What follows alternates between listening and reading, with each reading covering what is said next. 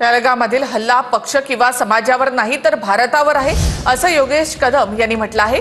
भ्याड हल्ल्याच्या आडून राजकारण करणं दुर्दैवी आहे असं योगेश कदम यांनी म्हटलं।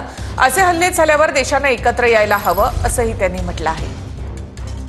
आता राजकारण होतंय का हा महत्त्वाचा प्रश्न आहे, कारण ज्या प्रतिक्रिया सध्या समोर येत आहेत त्यानुसार बऱ्याच चर्चा रंगल्यात। नाही बघा, सर्वप्रथम अशा भ्याड हल्ल्याच्या आडून राजकारण करणं हे खरोखर दुर्दैवी आहे।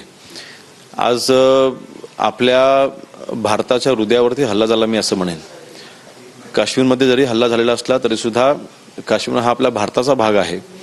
गेली अनेक वर्ष ह्या काश्मीरमध्ये अतिरेक्यांच्या माध्यमातून हल्ले ज्या वेळेला झाले त्यावेळेला देश एकवटलेला आहे।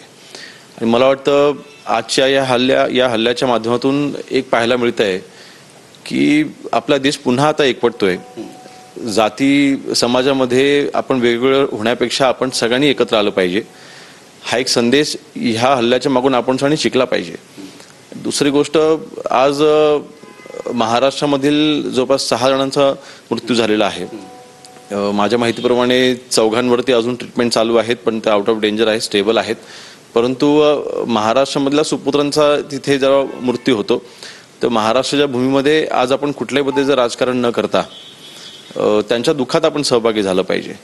आणि अशा पद्धतीचे ज्यावेळेला हल्ले होतात, हे काय कुठल्या एका राज्यावरती, एका व्यक्तीवरती, एका धर्मावरती, एका समाजावरती किंवा एका पक्षावरती हा हल्ला नाही आहे, हा भारतावरती झालेला हल्ला आहे। आता तो बॉर्डरच्या पलीकडून त्याचा कट रचला गेला होता की तो कट कुठे रचला गेला होता, हे सगळ्या इन्फॉर्मेशनच्या गोष्टी आहेत, म्हणजे ह्या इंटेलिजन्सच्या गोष्टी आहेत, तपासाच्या गोष्टी आहेत, त्या बाहेर समोर येतीलच। आणि त्याच्यावर योग्य ती कारवाई, माझा विश्वास आहे आपल्या देशाचे माननीय पंतप्रधान नरेंद्र मोदी साहेब आणि अमित शाह साहेब नक्की त्याच्यावर योग्य ती कारवाई करतील।